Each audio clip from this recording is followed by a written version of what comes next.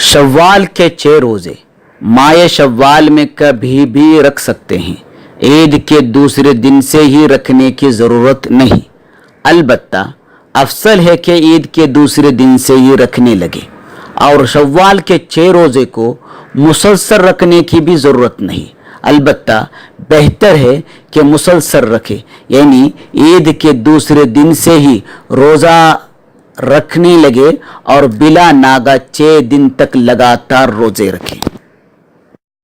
خلاصہ کلام یہ ہے کہ شوال کے روزے کی فضیلت حاصل ہونے کے لیے عید کے دوسرے دن سے ہی روزہ رکھنے کی ضرورت نہیں، نہ ہی بلا ناغہ مسلسل روزہ رکھنے کی ضرورت ہے، بلکہ ماہ شوال میں کبھی بھی رکھے، کسی طرح بھی رکھے، شوال کے روزوں کی فضیلت مل جائے گی۔ واللہ ورسولہ عالم۔